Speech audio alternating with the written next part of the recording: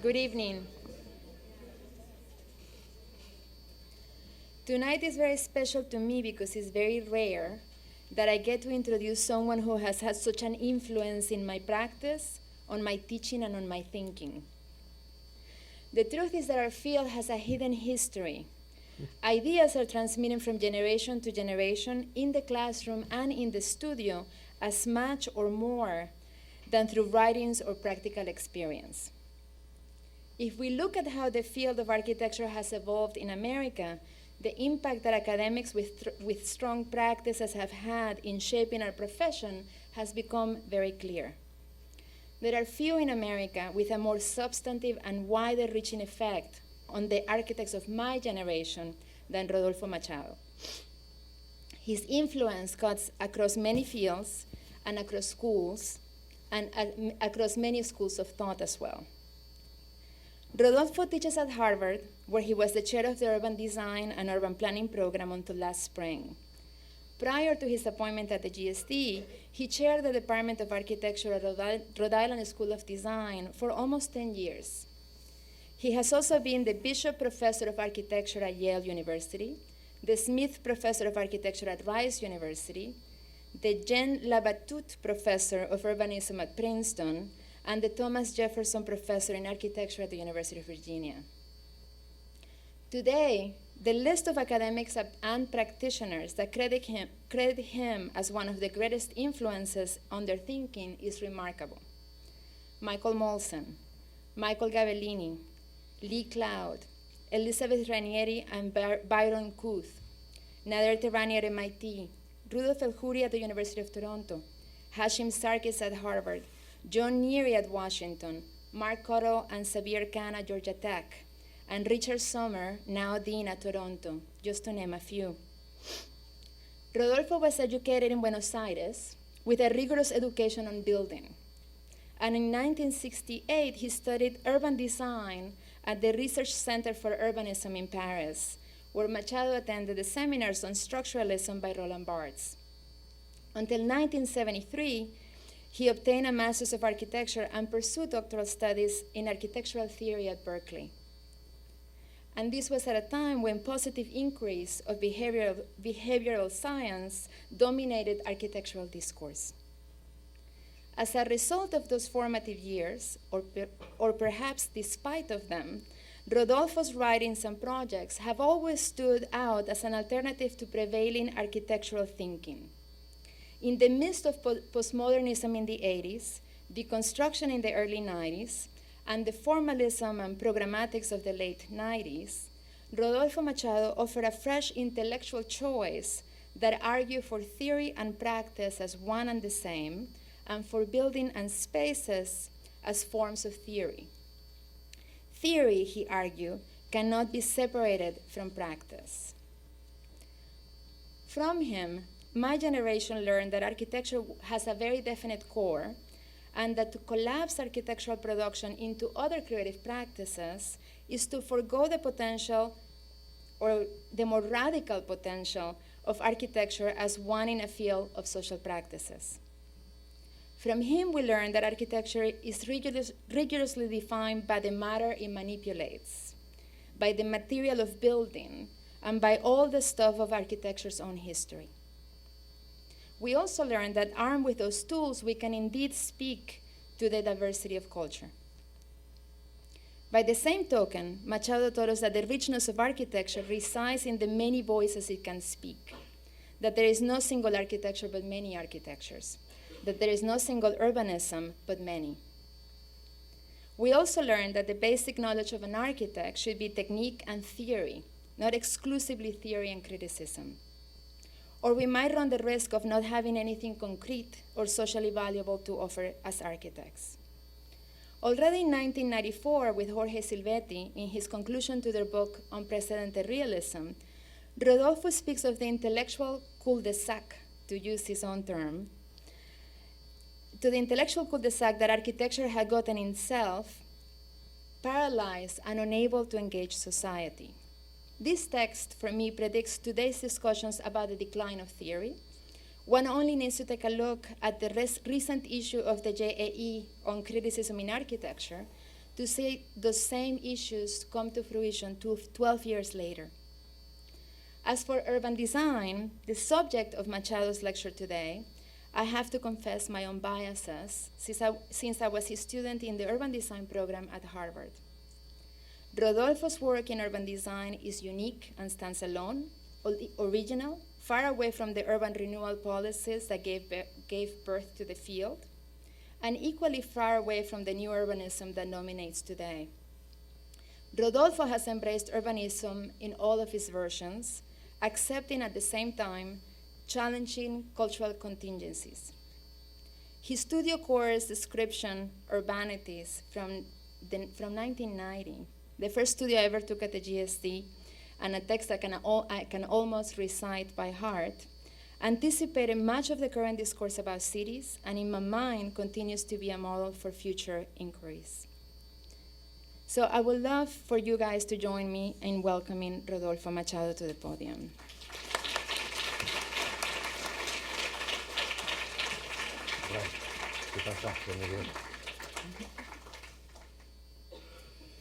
Hello, thank you for having me.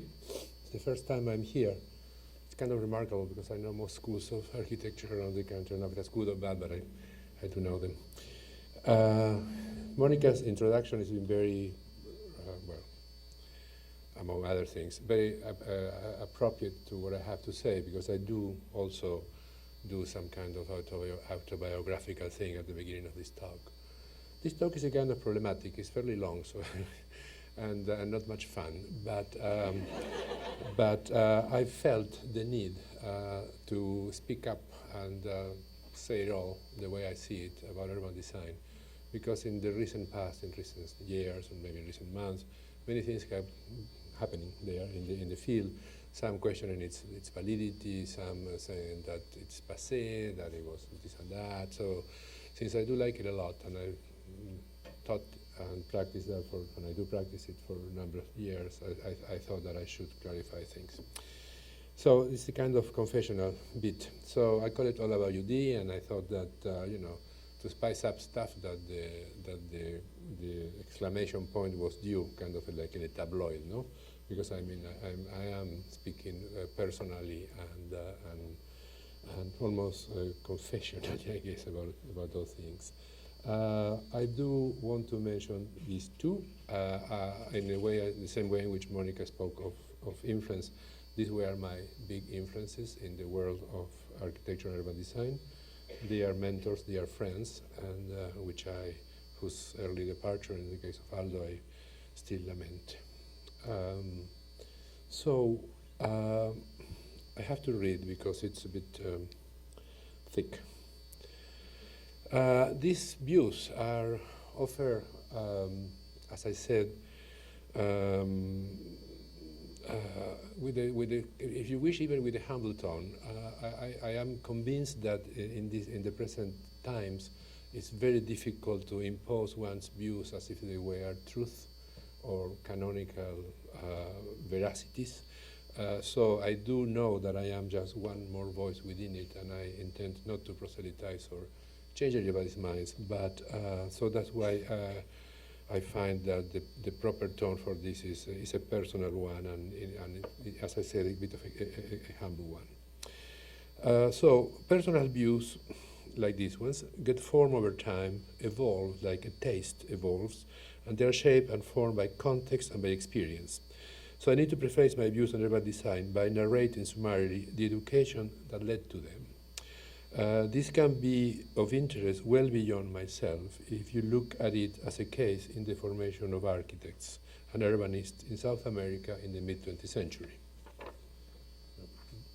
It's a little bit confining. So that's it. First chapter is about that. I have two images to illustrate my points. One is a very uncool image that I apologize for it, but it tells you something very important. That the University of Buenos Aires, I got a joint degree in architecture and in urbanism. And urbanism was all-encompassing discipline that included both planning and urban design. Even though at that time urban design was not that known, since after all had been recently invented at Harvard by CERT a few years before the times I was being educated. So urbanism was essentially this history and design of the city encompassing a variety of scales. And this program took 6 years on that. So I always understood, and that's the cool image, architecture and urbanism is exactly as a kind of two aspects of the same body, or two bodies of knowledge in love with and in need of each other. So there was a total dialogue, inseparable, one body at two scales in need.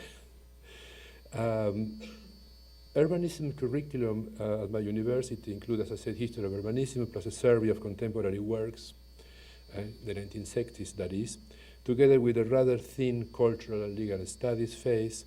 There were foundational moments the foundational moments in these studies were the Spanish colonization and its canonical manual, the Book of the Indies, and essentially the traditions coming from this kind of urbanism.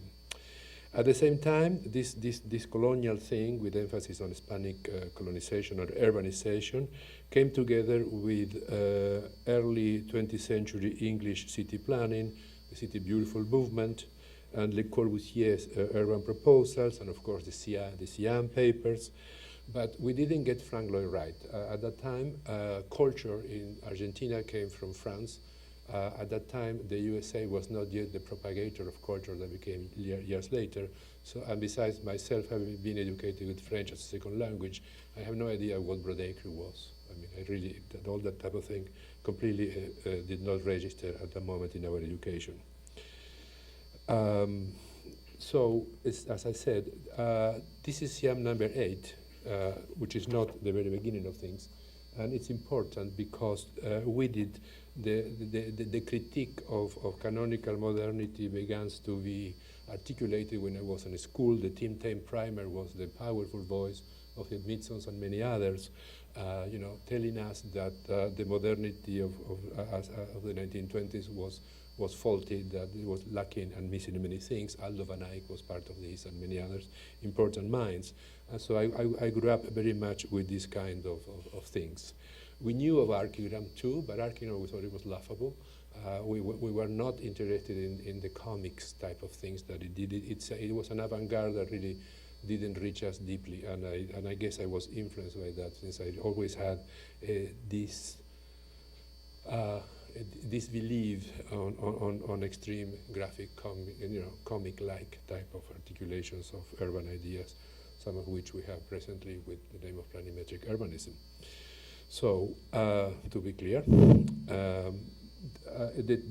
essentially there were two things that I loved and were very influential in my education. The Economist, the building of the Smithsons in London, not just the incredible architecture of the buildings, but the space between. This very rich potentially, in spite of the, I like to speak of richness when the picture is so grim, but it's true. I love the picture as picture, but the space in itself, it can be very, very, in fact, fantastic urban space. So, as I said, myself, I had these two infatuations, this kind of building and also drawings. The drawings that got my attention and my mind and my heart were these super studios, spectacular renderings. So you put together then a sound pragmatic and a sublime poetic simultaneously.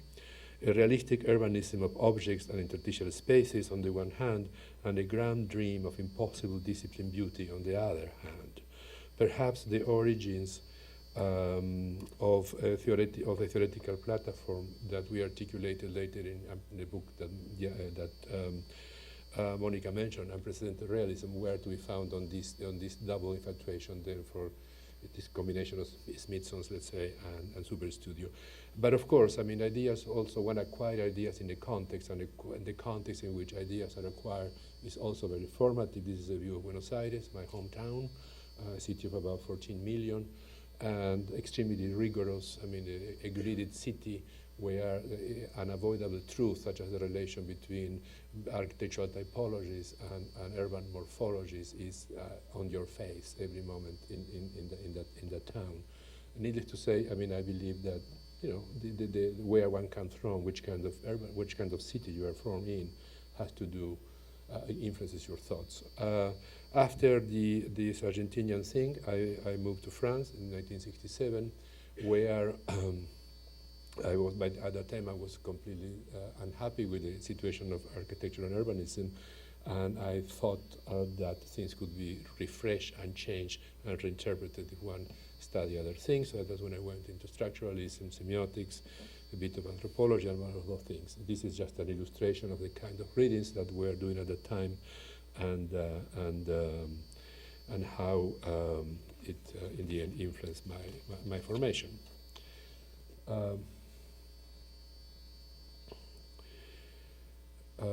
Essentially, I would say that the readings of Roland Barthes, and that again Monica also mentioned, were very formative, and essentially by immersing myself in other fields, these fields, linguistics, semiology, forever changed my serene upbringing and gave birth to a postmodern sensibility in 1968. It was a creative, formative event, everything that happened at the time. The understanding of meaning and form as its carrier was formed then. Structuralism was immensely important to me, changed my understanding of the world, in fact. This is the copy of the book that, as I said, is probably to be then originated in this condition of pragmatism and poetics that I always liked. The structure of this talk, I will just to give some structure, I will discuss urban design in relation to architecture first, and to planning after, to be followed by its relation to the notions of culture and power. Urban design finds itself somehow suspended between these two disciplines, architecture and planning, and is deeply entangled with both, while culture and power are the concepts, the fundamental constructs it lives with and it responds to. Culture and power, we can say, are the air urbanism breathes, the blood it needs to exist. I should clarify that I am interested in a type of urban design that can be built now. This is the reason why power and culture figure so prominently in this quartet. Power, in this case, is epitomized by clients, regulatory codes, financial arrangements, etc. I'm interested in the professional practice. Clearly, in the professional practice of urban design, clearly urban design that is seen as an agency for socio-political change does not need the approval of power to exist. Your drawings, or if you're engaged on that practice, the drawings are text, if they are well disseminated and intelligently infiltrated in the proper media, can do the job.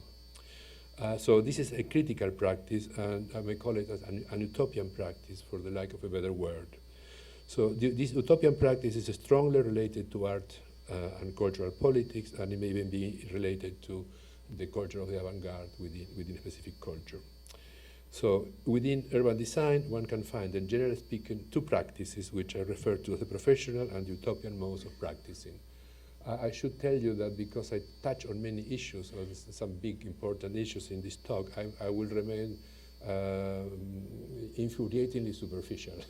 That is to say, it's difficult to expect you to really develop some of the things, because each of them could become in itself a lecture. So you have to bear with me, and I will be touching on the surface of a wide series of things.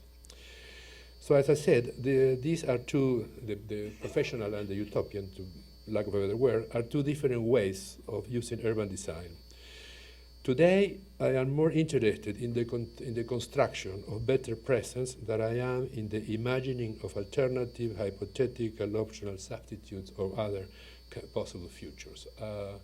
I'm sorry, you may find that very limiting, you may find that very conservative, or any other thing you may want to say, but when one matures, your interests change, and I think it's perfectly sweet to have a utopian practice when you're very young, and I have had it to a point, but the idea of an age utopianism is a bit sad. Don't you think? It smells like failure somehow. So So that's what I want to do. I mean, I'm much interested in better urbanism now than imagine, as I said, the future. You should imagine the future, you the young. So I would talk a little bit about the relation between urban design and architecture. Um, the oop. One second. In Western culture, where we are, the design of the city as a premeditated and conscious act has always been achieved by architecture, through architecture, within architecture, as has seen in these many designs since the Renaissance of the ideal city. The important thing is that architecture is the foundational knowledge on which an urban design is formed. If you are not an architect first, I'm sorry to say, you cannot be an urban designer. You may be many other important and valuable things, but from my point of view, architectural knowledge precedes and is necessary and the rock, the foundation on which it does. But the problem is that architecture is not sufficient in the making of an urban designer. Over time, we have felt the need to support ourselves with other knowledges on top of architecture, if you wish. There have been an increase, a progression, or an accumulation, an accretion, an accumulation of other knowledges on top of this foundational architectural condition that I relate to. There is to say that what happens is that the sheer quantity of areas of knowledge added to architecture in order to form an urban designer today has grown, continues to grow and change, and any respectable urban program curriculum attests to this need to bring other knowledges to complete that. Urban design has always been an interdisciplinary practice. But this accretion of knowledge exterior to architecture has led to the present situation when one needs to reassert again the role of architecture within this team of experts, which is presently in fluid formation. The quantity of experts that one needs are truly amazing. I mean, we are involved in some large projects, and 12 people from different disciplines joining the team are not unheard of. They all happen to be in London for some reason. I don't know why, but it's what happens. So it's important to remember that the disciplinary status of urban design as a practice is weak compared to architecture. It is more diffuse, it's more softly constituted, and it's more loosely structured. The disciplinary status of architecture is very strong, very clear and undeniable. Status of urban design, it's because of its interdisciplinarity and the other knowledges that are necessary to it is because in a way it's softer, if you wish. I will speak of the urban design architecture relation in reference or with reference to three concepts. The concepts are autonomy, experimentation, and authorship.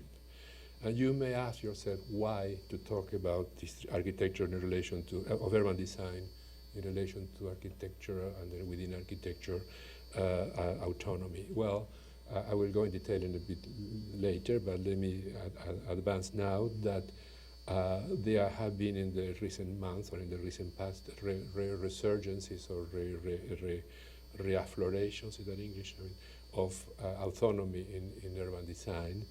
Experimentation is a hot issue in schools and that, and there's some good experimentation and lots of bad experimentation. And authorship, again, became hot in UD about a few years ago when, suppose, Frank Gehry, for instance, began to design signed urban design pieces, like one in Los Angeles and other in Brooklyn and across from Manhattan. So they are hot issues. They are not all the issues that are hot, but those are but they are the kind of issues that I like to talk about and that I understand. So talking to autonomy within architecture, I will show some very old stuff here, but to make the point. This is a Renaissance, well, not, it's a Mannerist villa somewhere near the Veneto, and it's a house that it is, as you can see in the center of the plan, it has 4 rooms. The building itself is just that, okay, the rest is gardens. It's a house with 4 rooms and 4 staircases. It's a very simple plan.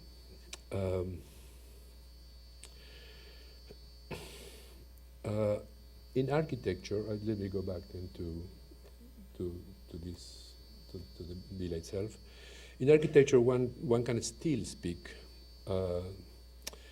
perhaps, one can still speak of autonomy in architecture. You might say perhaps because since recent developments in digital technologies have produced such impact and deep changes in the conceptualization and construction of architecture.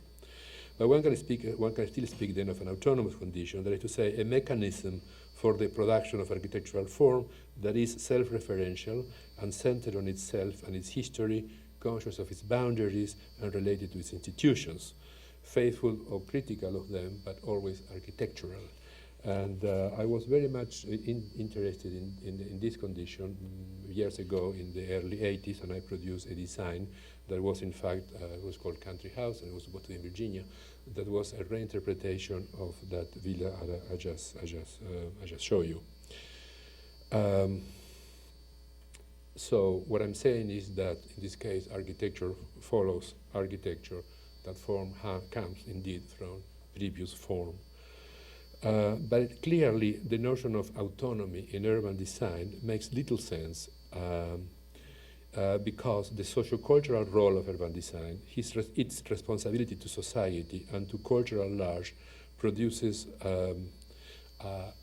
a different modus operandi. I mean, you are supposed to not to refer to that as clearly as you can do within architecture.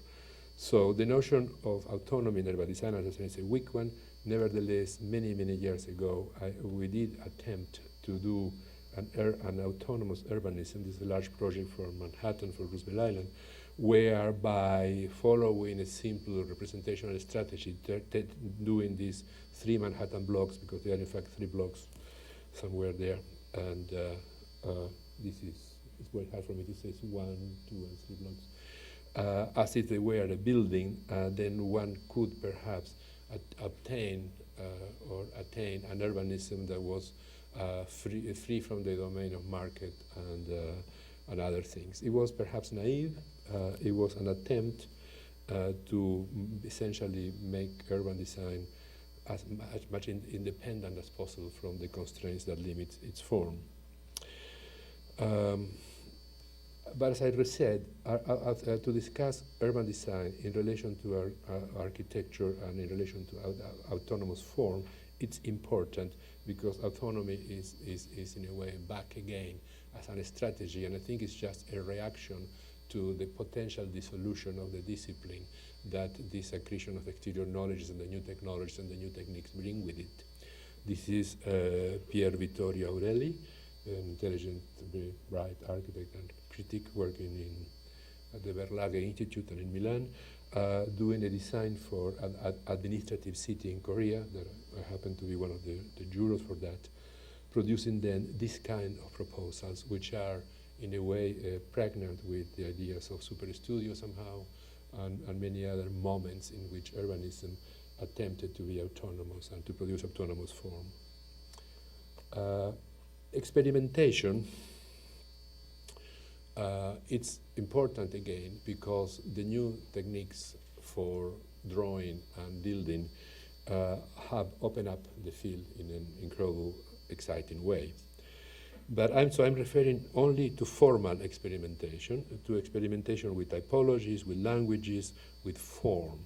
I am not talking about technological or scientific experimentations, which are very important and great and all that, but this is not the kind of experimentation which I want to talk about today. So it's clear that we need to discuss urban design in relation to experimentation in architecture because things are happening that make this very relevant. We should understand experimentation as the opposite of repetition, for instance, as an attempt to deviate from received, known, and tried formula to obtain progress, to change, to advance. I mean, it's a fundamental human desire to do all of those things, and within urban design, that desire is present. Now, the question of experimentation in urban design is different from experimentation in architecture. And I repeat, when urban design is practiced as a professional practice, if you are interested in the utopian aspects of the practice, then that difference may not be as strong. I guess I would like then to show a few things where we did, a few images where we did try experimentation, but always contained within the realm of the possible, not trying to go beyond the possible and fall into an utopian condition. This is a very old project from the early 80s, and where we propose an observation tower, which is this, in the city of Leonforte. I cannot see anything because of my anamorphic condition here, but somewhere there, and I don't have a way of doing my arrow on the screen, there is this tower, and what this tower does is has telescopes and lenses and frames that are constantly fixed in the important moments of in the urban history of the city. That's the plan. The tower is that thing that looks like a square with hair around it, somewhere there, here, I guess, and the viewing tubes. And there is a drawing that, where all of these important moments framed and explained are seen from the tower itself. So it is an experiment, but because there has not been an observation tower before with this kind of didactic intent, it's almost like the precursor of those audiovisual things when you go to a museum that there is, you stop in front of something and you read it, you hear a text and then they explain to you. But this is done not through that kind of technology, but in fact through architecture. So it is experimentation, but as you see, it is contained within the possible. Its aim is to, it's a bit didactic and also explanatory. There were other projects that were a little bit softly experimental, let's say, like this proposal for Times Square, but where the notion of hovering over public streets, as you can see in the plan, it's what is proposed. Now, what this deviates from is what this does not respect is the issue of legal codes and essentially the type of constraints that make the covering of the public space in Manhattan an impossibility. But again, it's an experimentation contained within the realm of the possible things, as it is this proposal for Colombo Circle, where in fact this ring of lights is supported with columns that function as indicators of the kind of district that goes beyond. You see, for instance, the arboreal columns on the right indicating access to Central Park, the column of a folded curtain indicating theater and Broadway, so on and so forth. But again, it is an experimentation. You may say it's mild. What it transgresses is, again, legal aspects. For instance, again, the construction of over space. And but I believe that within urban design, those are the limits that one should maintain in a way. Finally, I will talk very briefly about another kind of experimentation. An urban design project in red on the right for the city of Palermo in Sicily, and the city is getting. It was always there, and it had its two main structured streets and an intersection of where the walls were and these two streets intersected. There were important gates. Now, in the 21st century, the situation has changed. The city is much larger. There is a highway all around it.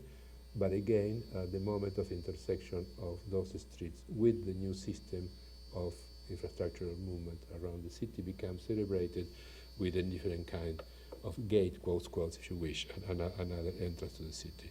So again, what this is doing is treating architecture, the infrastructure as architecture. This became a mantra many years ago, functionalizing that, bringing program to it, and in this case, that structuring crossing of streets in Palermo terminates against the mountains when the road, in fact, becomes its own monument and bumps against the mountain. The whole stops and becomes again an observation tower.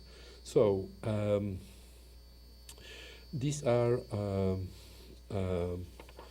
recent, not recent, the kind of experimentation that one can do within urban design. Recent experiments in urban design leave a lot to be desired. They ignore the specificity of context while proposing disconnected and generic geometric techniques leading to impossible conditions. I think there is plenty of misguided, misleading experimentation in urbanism today. That's why it's important to talk about the limits of a useful experimentation within that. And these drawings and these ideas were part of this book that appeared somewhere in the 80s, I think. Third, as I said, I would like to talk about authorship. And again, because of the emergency of signed districts, all of a sudden the concept of authorship became very relevant to be discussed. By authorship, I recognize a great deal of subjective expression in it. The question of creative freedom, how much creative freedom is there in urbanism, it's important, and of course it's very different in architecture than in urban design, so that difference I would like to concentrate for a minute. It's important to remember that there are something that we may call appropriateness in urban design. There are things that you can do in architecture that you cannot do with urban design, because in urban design the ethical dimension weighs more heavily on the making of the plan of a city than on the making of a single building in a way. Simple in architecture, one can do things that in urban design are just not possible. Again, and I'm talking, I remind you, as urban design is a professional practice. If you are just doing drawings, you can, but that's a different story. In urban design, your drawings can be harmful. That is to say, if you build certain situations which are not positive, a great deal of hurt in society and can be inflicted. So the urban designer experiences a responsibility to society that acts as a kind of control or repression mechanism, watches over the designer's indulgences, and maintains formal production under some kind of control. In urban design, one has a moral obligation to perform appropriately. The ethics of urban design and the ethics of architecture are somehow different. The ethical weighs more heavily, as I said, in urban design. To illustrate my point, I will look back for a moment at our unbuilt urban work and to a design in architecture that preceded it. What I'm talking about for a second is about Wagner Park, which is there, those two buildings plus a lawn and some arrival condition, at the edge of Manhattan, on the Hudson River. This project is perhaps one that allows itself a good dose of authorial expression. It is informed, it's loaded with personal issues, if we call it that way. Its main features, but the important thing is that the main features of these projects are based on an unbuilt design of a folly that we did with Jorge Silvetti, my partner, and that preceded the design of this park. So it's a kind of tricky situation what happened here. This is a drawing of the folly, and this is a page from a book that appeared in 1983. What this was is, functionally speaking, is a bathing pavilion, and it's in somebody's private park. And architecturally speaking, it dealt with issues that were in fashion or hot then. It dealt with vision, frame, gaze, voyeurism, pleasure, and things of that kind. Strangely enough, you may say, this unbuilt design informs a built urban design project, and this is the design of the folly with its, physiognomic moments and the viewing, and the park somehow is born out of here. So if we're going to talk about urban design and authorship, I thought it was a relevant, a clear example to use. That's the location of the park in relation to the Statue of Liberty. The program, the client is the Battery Park City Authority. The program then is to do a park in a privileged site overlooking the statue, the closest linearly. The statue is, of course, in the map, and essentially to do something to look at the Statue of Liberty in the desire. So there she is, and the plan of the park. So in the Wagner Park, these private desires that inform the folly, those fantasies, if you wish, are put to good public use.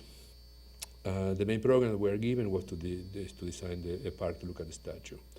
So for us, it made sense to transform those previous ideas that we had exercised in the design of the folly, to transform those things that were done for a private park into the public realm, designing a building, because it is a couple of buildings with public restrooms, cafes, and the like, that looks like what it is doing, and that is to say, a pair of emerging eyes, one of them with a view questioning raised eyebrow, looking at the Statue of Liberty.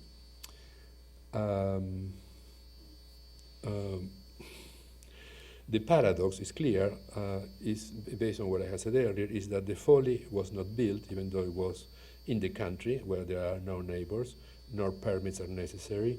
It's a fully private affair, while this public work was built in spite of the very painful approval process that we all endure for many years.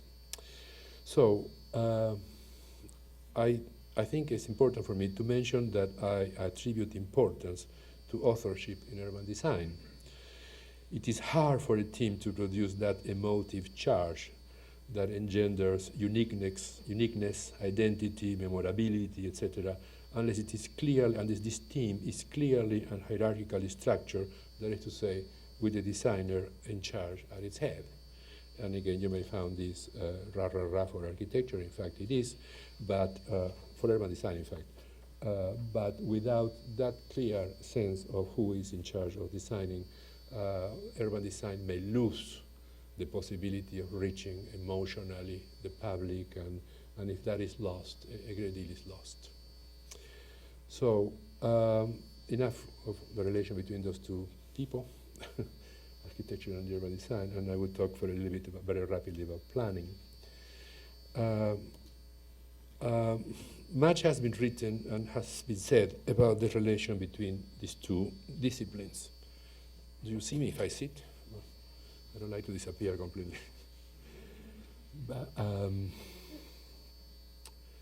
But other than repeating, known things that have been said about this pair, I would prefer to add my personal views on it. I think of physical planning, it would be nice to think, and I practice that, think of physical planning as a script, as an instructive text which is given to the urban designer, and this text is open to interpretation, or if you wish, is a text with instructions for the urban designer to interpret. I always see it as that, and as something that we received. It's certainly not the enemy, it's a welcome guidance that guide our urban design work. And of course, depending on the quality of planning, you can do with it as you wish, but nevertheless it's there as a guidance. I like to conceive of planning as the provider, for instance, of something like a musical score for the urban designer to interpret, or as the script of a movie for the director to interpret, if you wish. But we know that interpretation is a very important thing. Interpretation is all, and it is immensely varied. I mean, a great deal of variety. Given something to interpret, you can do a great deal of different things. And that looseness appeals, again, clearly to the relation between planning and urban design. Interpretations then can be very traditional, or can be very novel and disturbing. Sometimes interpretations of given conditions can be truly revelatory. And they're always of their time, marked inexorably by their present, by the time of their execution. I see the architecture, the urban design planning relation as a collaboration and as a dialogue, also as a necessity or as a mutual dependence, since I believe that urban design executed in the absence of plannings can get in trouble and become incongruous. You do need the previous stage of planification. It is interesting to note that urban design can be good even if the planning on which it is based is bad, in the same way in which one can imagine that a good piece of urban design may contain poor architecture or even no architecture at all within itself. So we know that a positive and accelerated urbanity may not need works of architecture for it to happen. This is kind of sad for those of us that love architecture, but I think it's true. And the relation there is fairly loose. I mean, you can do good urbanism and have not really very good buildings in it. I mean, there are plenty of examples of that. I like to say then that planning sort of incarnates through urban design, that planning sort of attains corporeality through urban design and eventually through architecture. Professionally, we have experienced in our practice seamless and enriching relations going from planning to urban design, and sometimes even to architecture, going beyond urban design, like this case that I'm going to show you right now. So I would describe this very briefly. I am not going to describe the projects I will show you because that will take a very long time. So essentially, I will keep talking about the idea level. This is Seoul in Korea. Within the red rectangle is the downtown old Seoul, the Han River at the south, the new Korea, the new Seoul developed south of the river. The all important thing here is this little blue line. It's called the Cheonggyecheon creek, channel. I mean, small river going to the Han River and eventually to the China Sea. That river is being the source of there since the origin of the city, and has played always a fundamental role in the history of the city. That is so that in the cartography of the city has been given a fundamental role. This is a drawing from the 12th century, I believe. No, 14th. And it shows the presence of the Cheonggyecheon River, the northern hills, the southern hills, and all the tributaries that fed into this small river that eventually goes to the sea. During the Japanese occupation, it was destroyed. It became a sewage, in fact. And in the 1960s, it was recognized as a nice sewage, so they pipe it, and they built a street on top, and on top of the street they built a highway. And that was a disaster, as we know. The same happened in Boston and many other places. So happily, in the 1990s, that highway is torn down, and under a very enlightened planning office in Seoul, the city decides to recuperate the river and to completely reinvent the neighborhoods north and south of it that had become a very, very, very dilapidated and in very sad condition. So this is a picture showing the construction of the river. Rivers, as you know, don't get constructed. Rivers are made by God, I guess. So this is impossible to call this a river. In fact, it's a very, very long fountain. It's about a 20 kilometers long fountain, looking like a river, and which they love. And I learned to accept, even though I had a problem with the idea. So this is the origin of the river. It's the pump, the fountains pumping up. And they love it, and it became the source of an excellent revitalization of downtown Seoul.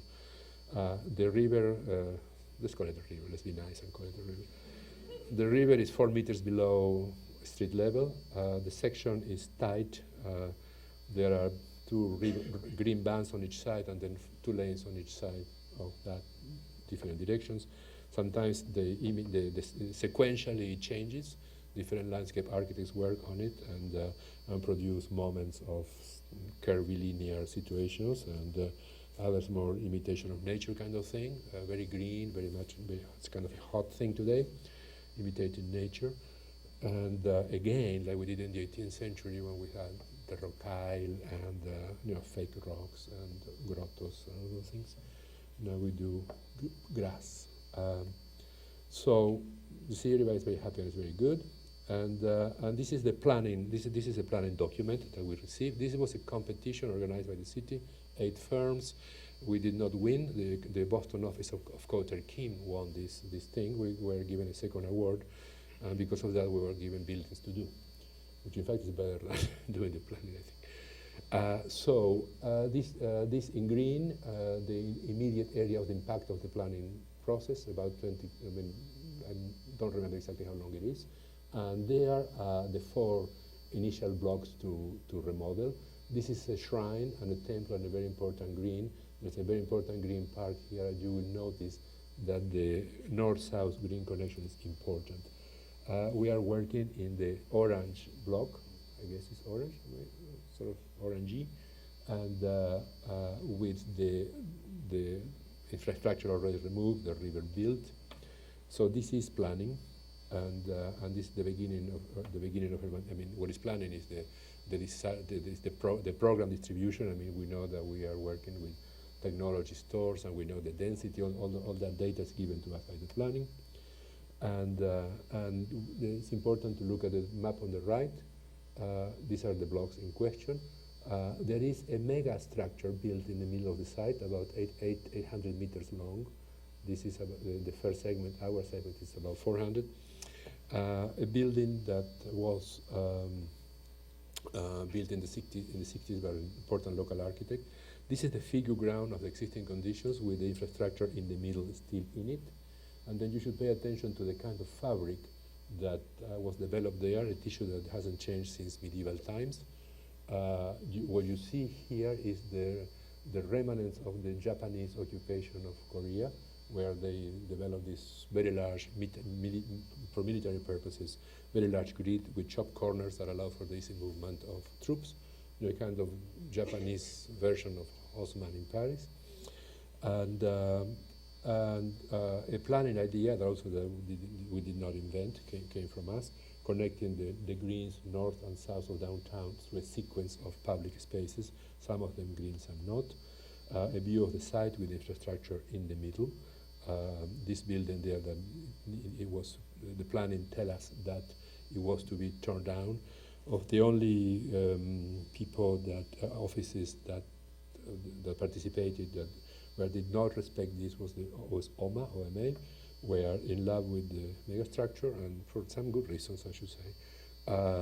They left the building there, forever splitting the site, so that was, you can imagine, was not very well received by the city or the developers already in place. But sometimes I guess one does things just to do them, not to build them, to talk about them, not to build them. So this is a figure ground of our proposal. Different colors correspond to different building types. There are remarkable, rather monumental corners that connect to the underground system of subway stations that are in each corner. As you can see, there are essentially blocks buildings here and there. And this inflection on the grid comes from the direction of the structure of this park and then a pedestrian bridge that crosses over. At the middle, there are these darker things that are low-rise buildings with shops below. All of this place was predicated on the fact that the tenants that are there will come back. As I said, I should not talk about the site, about the program, but it's becoming very difficult not to talk about it. Then, if you remember the figure ground on which it's based, you understand what we're doing here is a very porous, pedestrian porous urbanism, and that allows for different typologies on the edges or the corners or inside. And it's a main public, dry paved public space in the center, and then enlarging the green gardens of the river by pulling back our buildings considerable amount of space. This is a section looking looking west, and then this is a section looking north. There is a mall inserted there in between, the Korean way, 12-story up. But as I said, the relation between planning and urban design, I believe, is quite clear. And once we were given all of that, we interpret those things in a certain way. Pay attention to this site, because that's the site that is given to us, that was given to us as a few years to make a building. in compensation for not making the plans, and it's good to see how those forms in urban design begin to, in turn to influence architecture. I could say that in a way in which you consider urban design an interpretation of planning, we could say that the building, the architectural piece, also interprets urban design in this case. So it's a nice, neat chain of events that we had a good lack of experience. These are drawings at night, and the ramps, you see, going down to water level is very important, so you have these big public ramps going down to it while maintaining the elevated street at the same time. This is an important pair of drawings because this is our figure ground, and then this is the Cotter-King proposal, and there are strange similarities, if you wish, of geometries and porosities, which we attribute, I mean, we are friends, and we attribute both to our exposure to Conning Row at some time, at different times and with different intensities indeed. So this is what this winning master plan proposes, and that's where we will develop our building. The big difference with ours is that in both axes here are green, are garden-like, while ours is clearly distinguishing the dry space from the green space. And the scale, this is a bit more generous, I mean, it produces more density, and that, of course, was very well received. So this is the building, this is our building, rendered by our Korean associates. As you can tell, as you can see, the corner that in urban design was a very, in urban design moment, was a very emphatic frontal piece, has come down to this. It's in a way smaller, but the geometry and the formal intent of the corner remains the same. So there is this kind of continuity that goes in between urban design and architecture. The building is about 120 meters long, has pedestrian passages going through.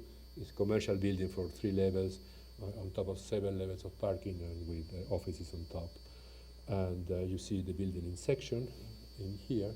The question of the horizontal stacking of volumes comes in fact from something that is in the planning documents, and that is the well, as I mentioned to you, there is a shrine across the park there, so that's why this building, even though it's on the avenue, cannot be taller than it is, and the buildings on the center can be taller, which is a total kind of negation of known formula.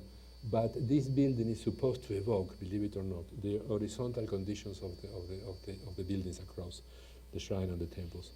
And so this is early massing studies. This comes not as much from formal intention as from city codes. No building in Korea can be longer than 55 meters without an interruption of 5 meters. So that slice it comes from code. But what I would like to show you then is, as I said, this to me is a good example of a relation between planning and urban design, and in fact how that urban design in fact informs and produces an architecture. I don't want to bore you with these things, but this is more or less what we're doing. Supposed to start construction in a few months. It's taken about 6 years since the first moment of the planning process, and it is remarkable fast. If that would have been in a different political context, probably would have taken much longer. So they are effective in that sense, very effective. And another project where we had the luck, I would say, to do a good relation between planning and urban design is this. We are in Cairo. You see the Nile somewhere here, very far on East Cairo, south of the airport, which is about there. And in red is the site that is given for us to work. I would describe first the planning documents that were given to us, of which this is a drawing. You may say that the relation between physical planning and urban design is tenuous in this example. For some of you, this may be urban design. For us and for them, it still is physical planning, and the difference is there that the no design issues are not architectural design issues, and other scale of issues are addressed. So I think it's physical planning, very close to urban design, but if you want to categorize things. Across from us, this is the site that is given to us. This is the newly developed campus of the American University of Cairo, AUC, a large master plan built already, and this part of the new town, because all this is a new town, is supposed to house people and offices, and to make that, in fact, a new town that makes produces an alternative to living in downtown Cairo, which is exceedingly congested and unhealthy and very difficult, in fact. So this is what we received. This is planning.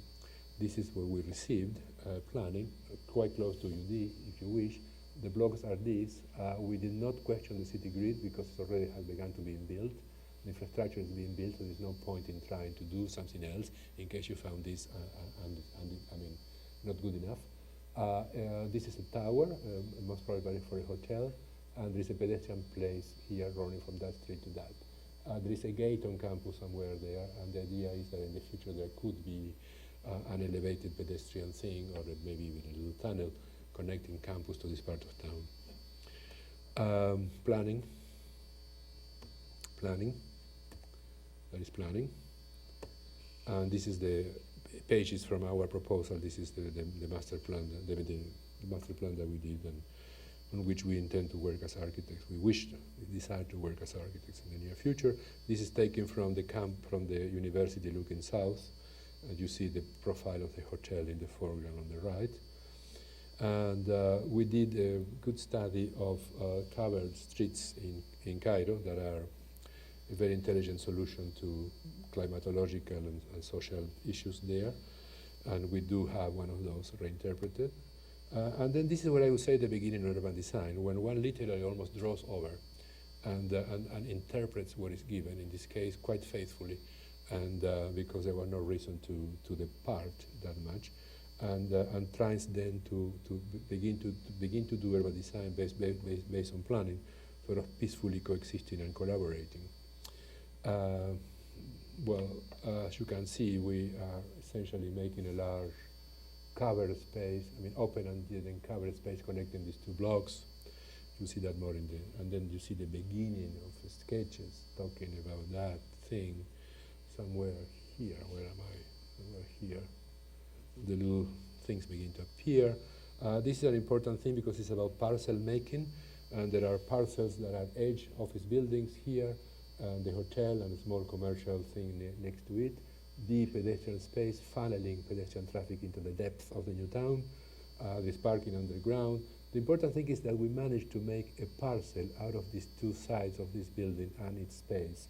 And it's very important because we do a roof structure there that if it were not considered, if it were two parcels, then it would be two developers would never agree on that roof. So it had to become one parcel to be one project and one function, and the function is much better with its offices than housing, because housing with the roof near your windows is problematic, while offices with a roof are much easier much more acceptable. And then you see a variety of green spaces. These are semi-private. These are only for the use of the block, while others, such as these, are fully public. This is a pavilion with a cafe, for instance. So I will show you a number of the drawings are quite clear. You can read the location of where you are. We were asked to illustrate this urban design as realistically as possible. And you see that the buildings are in fact very realistic. And this is just an canonical way of doing urban design, where you do street sections according to width and lanes and conditions of that kind. This is a pedestrian street with residential buildings on the left, and a commercial pedestrian street, and these views of things. You see the variety of architectures that are alluded to, all coming from our own feverish imagination. The idea is to simulate here variety. This will be done by many architects and by different developer teams. Different developers have different expectations. Some may accept some contemporary languages such as this, and some others may not. So what we're doing here is not really designing buildings, but illustrating urbanism through the design of buildings. This is interesting. This is perhaps the most the closest image to to a new vernacular in Cairo, which comes from the Domino house, which is a concrete structure with brick infields, 5 stories. But the new informal city, well, it's not new, it's always been an informal city there. The informal city in Cairo is now like 70% of Cairo, and it's all built with concrete structure and infill. Of course, this was a no-no, I mean, because this architecture in Cairo signifies poverty and signifies the informal city, so to bring that into the highly formalized context in which we operate is kind of anathema. It's not a good thing to do. So one more pedestrian street, street sections. I'm going to show you this because I talked before about the fact that good urbanity can be even with bad architecture. I think that this architecture is pretty bad, and but not really nostalgic and really inconsequential. But if one is interested in the production of variety and the richness and diversity and the shocking things of true urbanity, then one should accept the possibility of things which are not going to be good buildings. Well, this one I think still is, even though mildly so. I mean, it's an okay building, but so we're now under the covered space. The hotel is in the background. This is the kind of cast concrete things which are commonly used in Cairo, like A.I.A walls, to make spaces. And this is what we propose. Of course, with due thanks to reference to the Álvaro Siza wonderful, wonderful building in Lisbon and many others, and ways of holding these things. And of course, very contemporary things everybody knows. So that's the space. I would like to close this opening of the showing of this building, show you this is a building, this is a drawing that we have produced. And then this is, again, a drawing that we have, that the rendering that our office produced, and it's been very well received, of that space. And this is by contract, the renders are sometimes owned by client, which is a risky and very difficult situation because they have the right then to do changes to it. And then this is the roof of that space as drawn by the developer. As you see how tenuous and iffy it becomes. It is there, it is not there. The same thing by us, it's clearly there, it's here. And I'm mentioning this because in urban design, you are by far more exposed than you are in architecture to this kind of appropriations that may weaken and debilitate in the end, urban form. It's much more susceptible to this kind of problems. As I said, I would mention, I promised to be done in 90 minutes, so it's 20 more minutes or so. Urban design and culture. As I said, that I speak about culture almost in an anthropological way, the culture of the place where the urban design will happen. And as you say that in the past, the relation between urban design and culture has been simpler than today, in as much as most designs, were done locally. That is to say, there was a communion of sorts between the urbanists and their cities, between the urbanists and their work. Normally, people came from a place and worked for their place, so they understood what they were doing, where they were doing it. And that has changed forever due to the global world where things are very different. I'm just showing you the plan of Brasilia because, the quintessential paradigmatic example of urban form and of authorship and of all of those things. And but the fact is that Brazilian was done for Brazilians, was done by Brazilians for Brazilians. So there was this communion.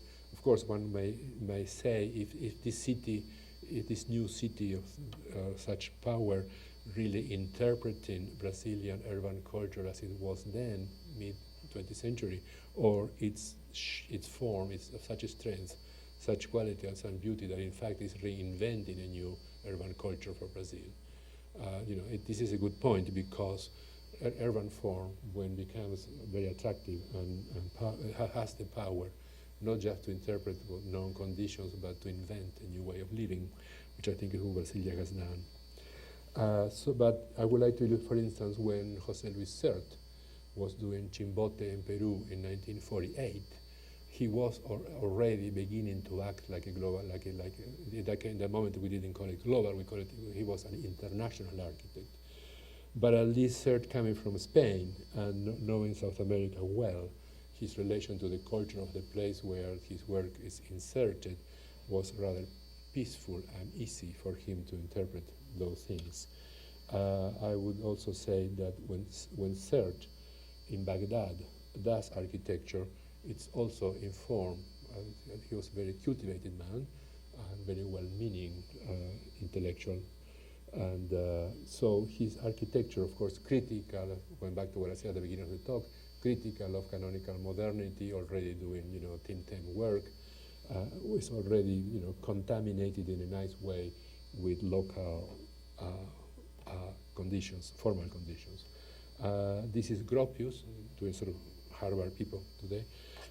This is Gropius working again in Baghdad, and you can tell that this urban design of courtyards, loosely related, has a clear and demonstrates a clear understanding of the Kashba and of the original old Arab city in which this is placed. So when architecture became international, through these examples, we already see two things: a critique of modernity, and with it, a desire to integrate itself to understand better and to be less damaging to the culture where it is inserted. So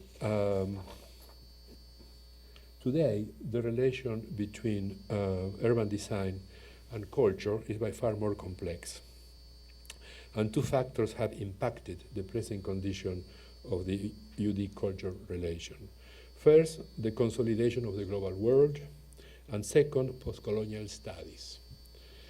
After globalization, professional work becomes universalized, if you wish. We work everywhere or nowhere, and I'll just show you examples.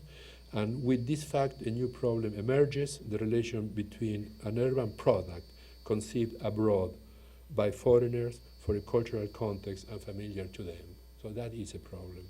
It is the first problem in this relation.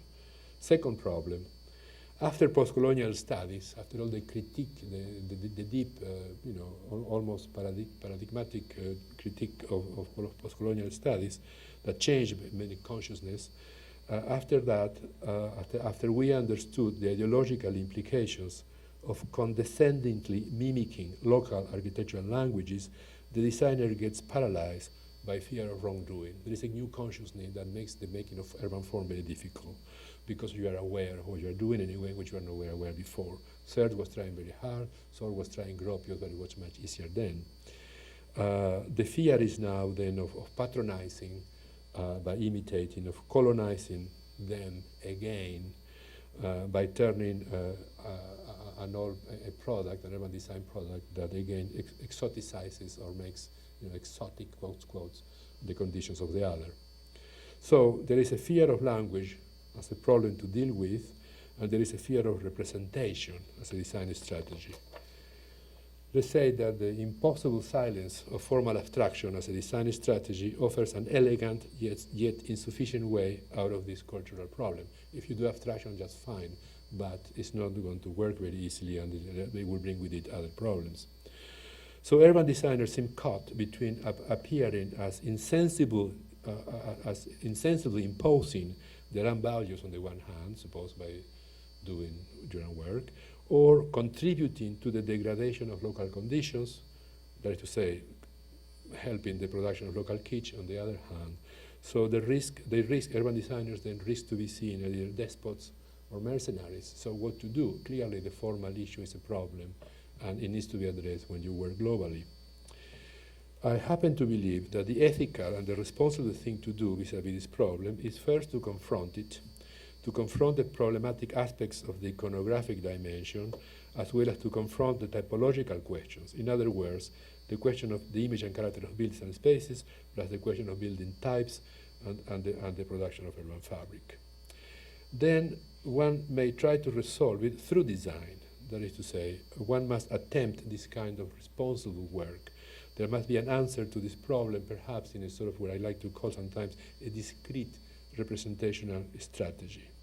And in fact, in the recent past, there have been good examples of that. This is Foster's working in Abu Dhabi, making a city that is, in fact, if you look at it, and if you remember the plan of the Spanish colonization city I showed you, I think it was Cartagena, is more or less the same. I mean, it's the city as object, the city as grid with a hierarchy of things. This is a pedestrian city with a fabric that very much interprets the density of the original dense tissue of the Arab cities.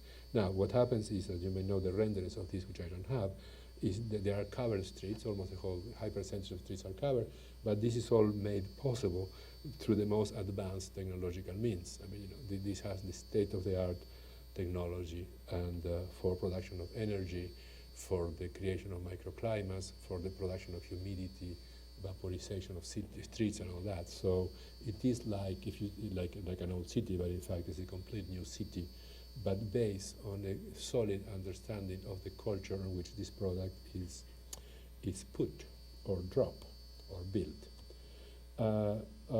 OMA next door in Dubai.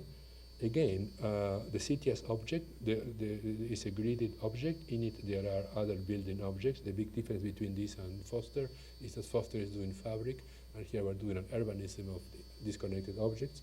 There are exceptional moments. There are different typologies. There are different kinds of streets. But where the interpretation of the culture of Dubai, I think, is very bright, is in this desire for spectacularity and uniqueness. Then, even now, after the crisis, I think it will remain as a guiding factor in the making of Dubai in the future, even though I'm saying this with a great deal of doubt, but nevertheless, possibly will be like that. So, to do this kind of work requires, in my opinion, a very special sensitivity, in a way. The sensitivity to read a culture and its many manifestations, and to see it in depth, and then to interpret that you are reading, and to have the capacity to inform one's urban design with such knowledge. So you need that sensitivity, and you need that interpretation. So for us in academia, the question is this: is this teachable? Can we teach this? And the answer is that not very well. That maybe not.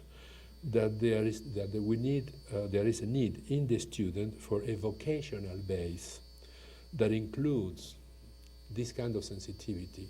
If this is a problem that does not interest you, you're not going to learn it.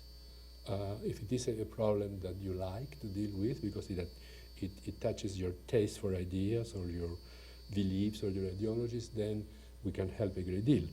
One can increase cultural awareness, and one can increase the appreciation of difference while believing that difference is a good thing and is worth preserving.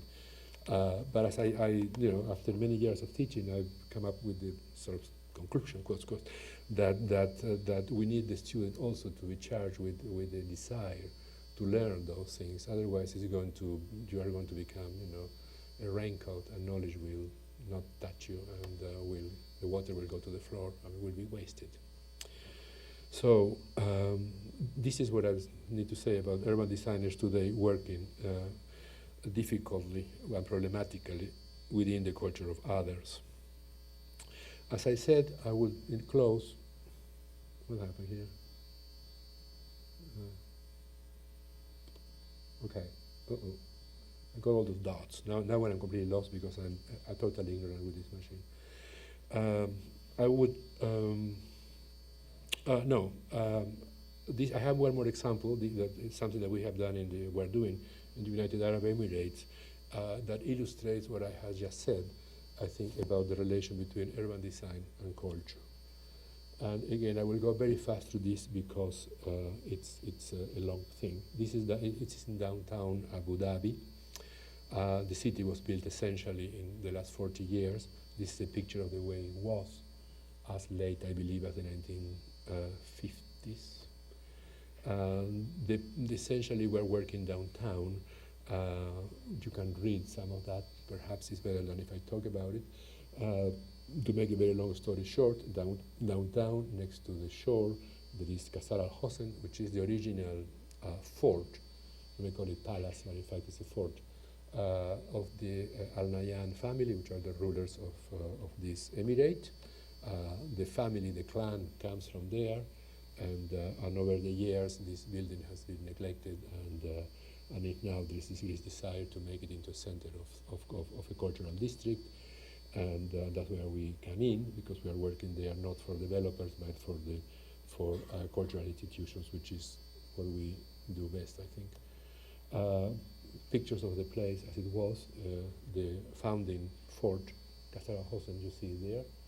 It's a white structure, about 90 meters square, very beautiful in a way. And this is another picture of Abu Dhabi from 1970s. The fort is, of course, there. You can see it. This road is very important because it goes to the airport in the present, and not just to the airport, but also to the gigantic mosque and to gigantic soccer stadium. Things that seem to go together.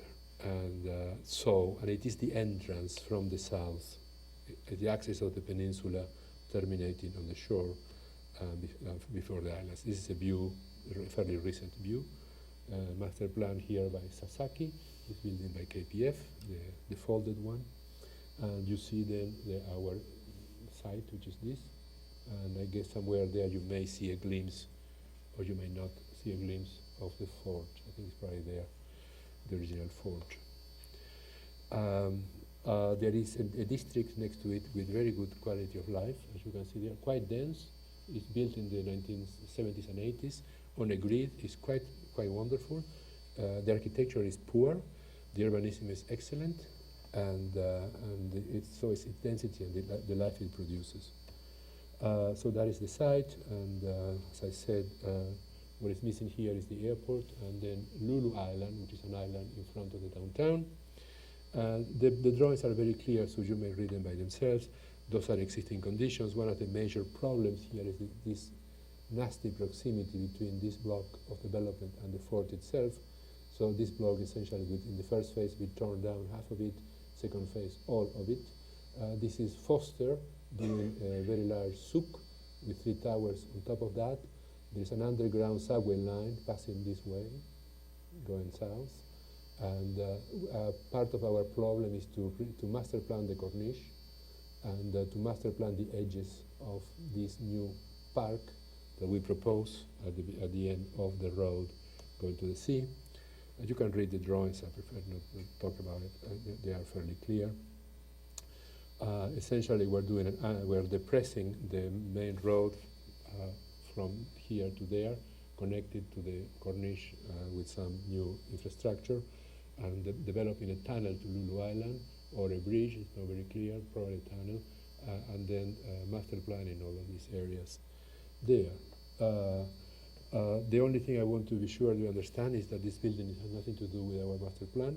It was designed before the master plan was commissioned. Those things happen. So even though it's not there yet, we have to believe it is there and deal with it. These are cultural institutions, 3 small museums, one is of craft, another museum of history, and a third one sort of undetermined, making space around the fort. This is the exemplary urban neighborhood I talk about. Now we are densifying where it was missing things. I do like it very much because it's very similar to a building we did at Harvard on the riverfront, a residential building. It's the kind of blocks and courtyards which I think I like. And you begin to see what that is proposed. The constant visualization of the fort from the surrounding city is key, and it's going to be faced. There is a canopy cabin, so there is an underground highway, a pedestrian park on top, and over the park there is a roof, so you can be outside and walk. The desire to pedestrianize Abu Dhabi, as good as it is technically extremely difficult because the weather is really oppressive. So you do need, as Foster clearly understood, you need a great deal of technology to make that possible. And with the need for technology comes a need of a great deal of money, which is there, so hopefully it will happen. This is a drawing about pedestrian crossings, pedestrian tunnels, just showing the connectivity and the porosity for pedestrian life that make these people's movement to the park and the waterfront possible. Distances, subway stations, all of those things, facing a section on top, at the bottom existing, on top proposed, with the tunnel going to the island at the far right of the upper drawing, and a section of the canopy. This section through the park, I think, is important. These buildings have drop-off, covered drop-off and portico shares, more shadow produced by these cantilever pieces. This is an illustration of one possible canopy, the underground route. It could be programmed because the structural depth is such that you could have commercial program or something else there. The roof is a mechanical, it's really a machine with photovoltaics and other sources of energy producing and cool air producing things. And a view of the existing conditions, the first phase, the making of the park, the roof, possible extension of the roof, even though the third segment is really not very necessary. You really want the cover connectivity from there up. It's critical. The third one is fine, but it's not fundamental. And then a series of drawings showing you what is proposed. There have many here that show existing conditions and then the drawing. I would say that the pedestrian park here has a number of small buildings in it, mostly small mosques and other monuments that are that cannot be moved. Well, they will be moved to build the underground and then put back. But the design of the canopy does recognize their existence and importance by making the special effects of light on them, differentially non-roofing certain things, such as small mosques, that will be treated disrespectfully if they were roofed, according to local interpretation that one tries to understand. There you go. The banana building is very much a landscape type of building with a lot of underground conditions. These are many views of the fort from spaces between our buildings. And a series of views of the streets that are proposed by the master plan. The length of the canopy is also to be discussed. I mean, it could very well be that it may be interrupted shorter and then stop there, depending on which program exactly is located at the very end. This is what I was talking about, the relation between certain mosques and certain openings, and more views.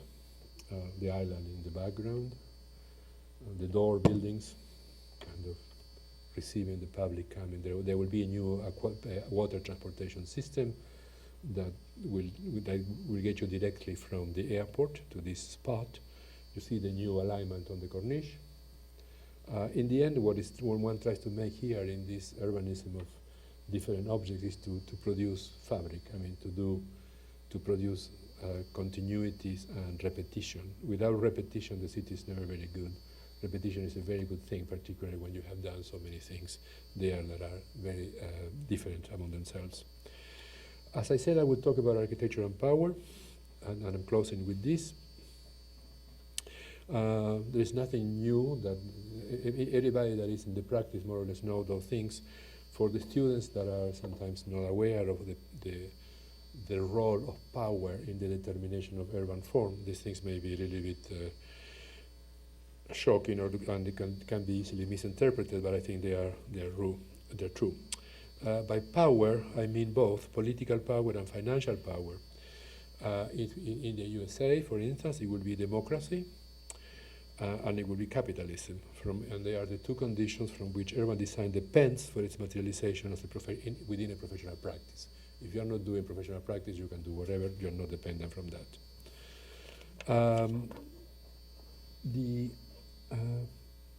As you know, democracy takes many different forms, or it should, if it is well honed with the specific cultures from which it develops. In its purest form, democracy, let's say, is not the most reliable friend of urban design its many constituencies, the endless discussions and the exhausting approval process by mostly uninformed public routinely end up favoring bluntness and conformism over creativity or just plain unexpected formal difference. That is to say that democracy acts as a normalizer, as a weight, as a filter, is not in fact the best situation to work with or to work under. Conversely, centralized or less diffuse forms of power may act more effectively when they are conversant or knowledgeable about urbanism. I have a few images of something we did many years ago. This is Dewey Square in Boston, a public space across from South Station. It's a project that began many years ago, proposing a canopy of lights. And this is essentially a pedestrian place with pulsates with thousands of people at rush hour coming out of the mouth of the station. And this is a drawing from the very beginning of this process there, and then this is what in fact gets built. And when it gets built, it's a carpet, and it's a floor with program and objects, and essentially access to the underground subway. It's that carpet that is made out of yellow and black brick, and Boston is a red brick town, and to go from red to yellow was a great deal. So that's what I'm saying. That's why I said what I said about democracy. The difficulty it imposes on small changes are sometimes frightening. Nevertheless, to go to this was a bit of a battle, and that's a good pattern. And then this is the design of the guest houses and other pavilions on glass that inhabit the square. The interesting thing is that the design and the construction and the process for Dewey Square took longer, many more years than the Korean project, and many more meetings and many more negotiations that it took to do the master plan in Abu Dhabi. So you may draw your own conclusions about why I said what I said about the relations between power and urban design. These are contextual things, as you can say, in a neighborhood of curtain wall and glass. The public things is also curtain wall and glass. Just the glass goes from transparent to milk, and then it should look like an iceberg at night because Boston is so cold. And but it doesn't, because they cut off there was value engineering of the lighting system that would allow for the special lighting of this, so they look like either lemon ice or candy or ice, so they don't glow as much as they should have glown. A few more words in closing about capital. The panorama of the relation between capital and urban design has changed immensely. It has changed even more after the crisis. A few words for that in closing at the end. Capital can, in fact, be friendly to urban design. It can get things done, as they say, while being simultaneously very wary of potential risk. It imposes on the urban designer its own modus operandi. It's fast, very fast. Seemingly is very capricious and demanding, and usually is impatient and allows little time to think. But about 3 or 4 years ago, a different form of capitalism sort of emerged, and what happened is that the developer understood the relation between good design and value and marketing, and all of a sudden the connection between branded pieces and profitability was made. So there was a new role somehow there for the urban designer to participate. In a different ways, they believe that good design is a good business, and that the brand it's a good thing to have, and that the brand sort of begets profit. Although this is very pre-crisis, I should say that the discourse has changed immensely. This is the past, what I'm going to show you now. Nevertheless, we were asked by a developer, and this is the way in which capital works. I mean, we're asked to produce images for a very large site in Las Vegas, 4 days of work, myself and 2 assistants, ad honorem, that is to say, you risk not to get anything. What is the intent of this work? First of all, to see if there was what the designer calls the chemistry between the urban designer and the developing team. Second, to see if one can be creative, meaning producing a strong different form, because there is a value attached to different form at that time. These were the times of the iconic, and the iconic truly is part of the past. The past has moved very fast recently. And thirdly, to see if one could make the numbers work, that is to say, if one can have all the creativity and all this time, all this required square footage and all of those things that allow this to be built and make money. All of this seems to, all of us seem to be there. I mean, there was all that we met all of those things, but the bubble burst and the whole thing collapsed. Nevertheless, I think it's important to show you this kind of exercises, because they epitomize a practice of that time that clearly exemplifies the relation between capital and urbanism. In red is the site, overimpose the Manhattan grid, you understand the site of it. And they are to be done in 3 phases, 1, 2, and 3 coming down from the north. The need for the connectivity through a very special new road with 2 gate conditions at the very end. And then 3 places to be done. High density, very high density, high end, all of those bad things. This is an illustration of the wall on the side of the mini strip, between the mini strip and the highway, with service buildings, the places. And then essentially what we do is begin to deploy typologies of towers around the spaces. Between the towers, and the space between the towers, we have terrace housing. Further, the towers get connected by bridges or blocks, and then later on those are connected by this pink stuff that appears there, 3 of them middle, which are penthouses, volumes with penthouses on the center and on phase 1 and 3, and then later to ameliorate the relations with surrounding neighborhood, low buildings, mud housing, doing that kind of thing. And in the end, seen from the air, it may look like this, with terrace housing and all of the things I have described. Looking from the city towards the south is this kind of thing, and the space is 1, 2, with the penthouses, and 3. Now, and the view from the side, and the view from the gates. Now, this is the end. But this is the end of 2 things. It's the end of this lecture. Thanks God, we're done with it. And it is the end of a mode of practice, because the crisis is very, very serious, very deep. The world has changed. We are discussing if it is paradigmatic. I mean, has the paradigm changed or not? I don't know, but sufficient to say that it certainly has ruptured things, that it may not be paradigmatic in its in cultural influence, but it has disturbed the way things were, and they will never be the same. And in fact, that probably it's a good thing, because many problems were due to the crisis that we have. So in closing, I said I have spoken my personal views on the status and on the state of urban design. As I said, they have been shaped by the background I summarily described, by my personal taste for certain kind of problems, certain kind of subjects and ideas, and by a continuous dialogue with my partner, Jorge Silvetti, my partner of 40 years, by years of teaching, and by professional knowledge and experience as well. These last 2, professional knowledge and experience, constitute a form of knowledge that I consider important to transmit to my students. Equally significant is what I have not talking about. I have not mentioned very important things of the moment. I have not talked about landscape urbanism. I'm not talking about ecology, geography, sustainability, agency, planimetric, logarithmic, and all those things.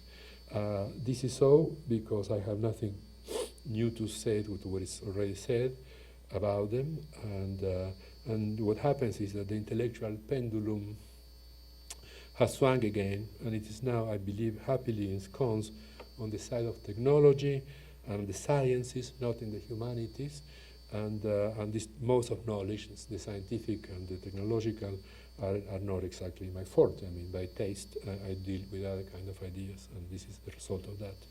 In closing, I believe that urban design is the main practice involved in the construction of the city, and that the urban designer is the main actor in that practice.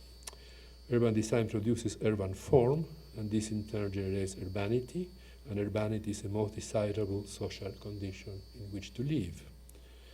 Urban design is necessary and it's a beautiful thing to do. It is not easy, I'm trying to show that, but it can be pleasurable and rewarding. I have hope also in my teaching to transmit love for urban design. Thank you, and my apologies for taking so long. Thank you.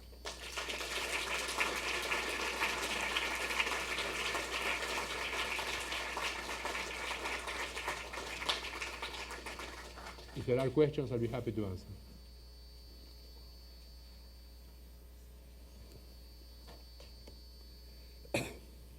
Or we can chat outside. Yes? Yes. My name is A.I.A. and I'm a dual degree student in architecture and urban design. Where are you? I cannot see you. Okay. Ah, okay. And oftentimes during juries I've been criticized that I have lots of architecture background because that's about me, my urban designer, that you're doing too much architecture, you're doing too much architecture. In urban design, where does architecture stop? Well, that's the key thing I've been trying to me, I mean, you know, you are talking to someone which is very biased because I believe in the great deal of the importance of architecture and urban design.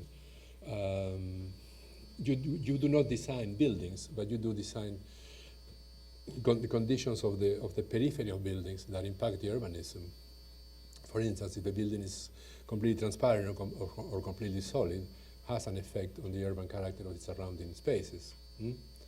So it's a thin line. You don't design buildings, but you are very close to buildings. In the practice, I mean, you have to illustrate buildings, as I tried to demonstrate with the Cairo project, where there are like 20 different buildings all done as illustration of a variety that is desirable for that urban place to exist with and be healthy. Well, you know, when talking about urban design and architecture, I imply the very, you know, delicate line, a very promiscuous moment there, where things are in unity. But don't worry about that. If they say that you're doing too much architecture, it's fine. Keep doing it. It's fine. I'm not sure about that.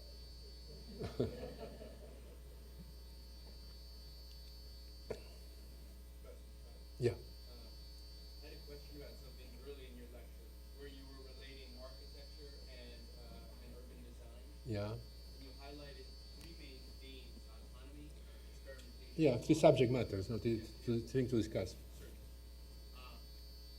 And of most interest to me was autonomy. And I'm wondering how exactly one extracts urban design from the dense networks that actually compose the urban. How do you operate autonomy? It's very hard. It's very difficult to do that. That's why I said that autonomy in urban design it could be quite silly, because you cannot remove it from culture, capital, and all of those things that determine form. So to practice it, I mean, you cannot remove it from real estate and all those things. To practice it just as an autonomous condition, I'm very critical of that. I think it's not possible, even though I managed to show something I did when I was very young. I tried to do that, and then I showed the Vittorio Aureli proposal for Korea that is trying to do autonomous UD. But as I said, I see there a reaction to this accretion of knowledge over architecture and urban design, and the size of the team and the lack of control of for the architect of that team. It's all interrelated. I mean, the reason why I'm talking about what I talk is not because they are the only subjects to talk about, but they are the subjects that to me epitomize the conflictive conditions that we presently have. But things will change after the crisis. I think that somehow things will improve. Yes?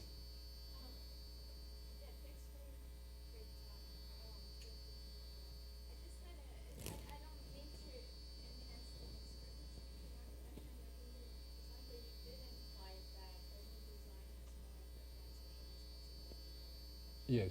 I mean, it's responsible for too many people. I mean, when you're doing a building, you're responsible to two or three. You know? I don't want to argue with that, but there's a lot of architecture students in the audience, and I don't want them to get away with making a planning problem. Okay. I see your point. And it's a good one. I mean, I can understand why you'd argue for designing for the public realm rather than the private realm, but if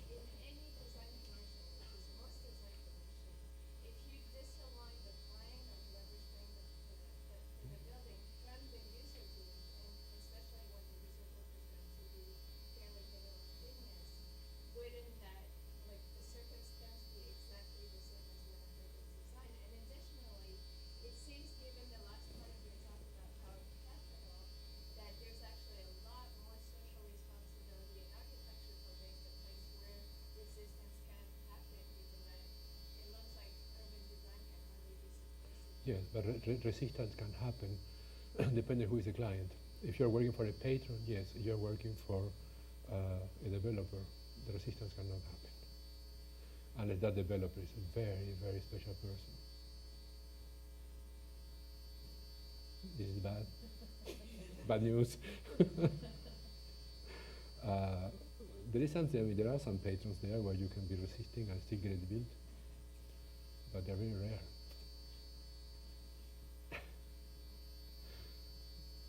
But one needs to be optimistic, otherwise nothing happens. So keep trying.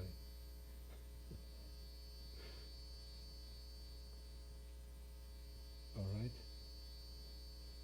Yes.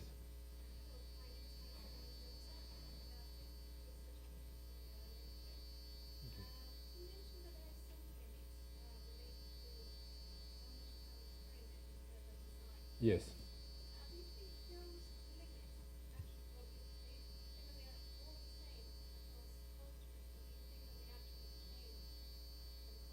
I think that they're specific of the place in which you act, for sure. They're never the same. Yes. Yes. In your in the project, the development project, you mentioned about physical framing part, which Yes. is very near to urban design. Yeah, the document that was given to us. Yeah, what character makes it physical framing instead of an early stage of urban design? What is, again, please, what was the word? What character makes it physical framing instead of an early stage of urban design? Well, I mean, we should be looking at cases specifically.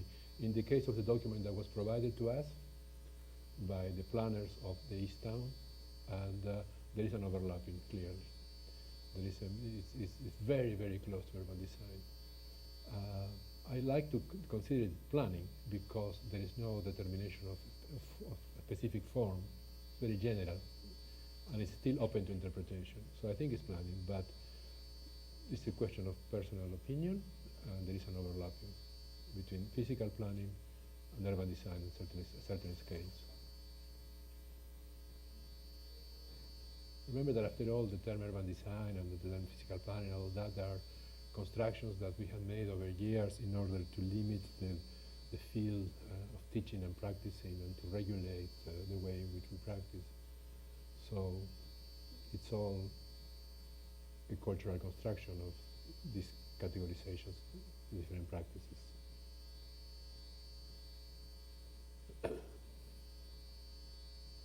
Okay? Thank you. All right.